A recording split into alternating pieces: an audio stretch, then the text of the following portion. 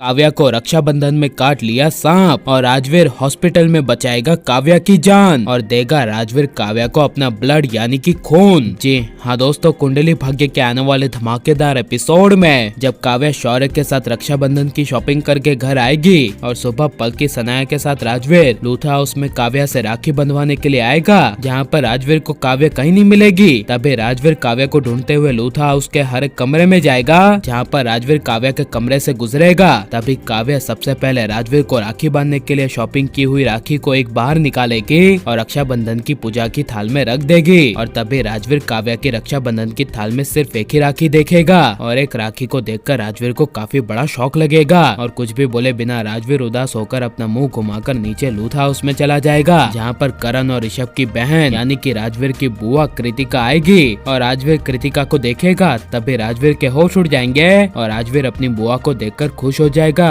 और मन में कहेगा कृतिका बुआ। और जब घर की सबसे बड़ी बहन यानी कि करीना बुआ सबसे पहले करण ऋषभ के पापा यानी महेशूत्रा को राखी बांधेगी, तभी उसके बाद कृतिका करण ऋषभ को तिलक करके दोनों को राखी बांधेगी और यह बहनों भाइयों का प्यार देखकर राजवीर उदास हो जाएगा। और लेकिन जब काव्या की बारी आएगी और काव्या सबसे पहले राजवीर के बजाय शौर्य को राखी बांधने के लिए जाएगी, तभी काव्या की राखी हाथ से गिर जाएगी। जहाँ पर जब काव्या सोफे के नीचे राखी को उठाने के लिए जा रही होगी, तभी सोफे के नीचे से अचानक से सांप निकलेगा और काव्या के हाथ में काट लेगा, जिसे देखकर काव्या जोर से चिल्लाएगी सांप। और काव्या के मुंह से सांप का नाम सुनकर राजवीर, शौर्य, करीना बुआ, करण सारे हिल जाएंगे और राजवीर अपने भाई का फर्ज निभाने के लिए अपनी जान की परवाह के बिना जहाँ पर काव्या के हाथ में सांप काटा होगा, वहीं से राजवीर काव्या के हाथों से जहर निकालने लगेगा और राजवीर गुस्से से चिल्लाकर एम्बुलेंस बुलाने के लिए कहेगा। जहाँ पर जब एम्बुलेंस आ जाएगी और राजवीर काव्या की जान बचाने के लिए रास्ते पर भी काव्या के हाथों से जहर निकालता जाएगा और हॉस्पिटल जब आएगा तभी काव्या के साथ राजवीर भी बेहोश होने लगेगा। जहाँ पर जब डॉक्टर काव्या की हालत देखेंगे और कहेंगे कि काव्या की सांसें तो बहुत धीरे धीरे चल रही है, इमीडिएटली इसे एडमिट करना होगा और काव्या के शरीर में आधा से ज्यादा खून भी शहर में मिल चुका होगा, इसलिए हमें नए ब्लड की जरूरत पड़ेगी।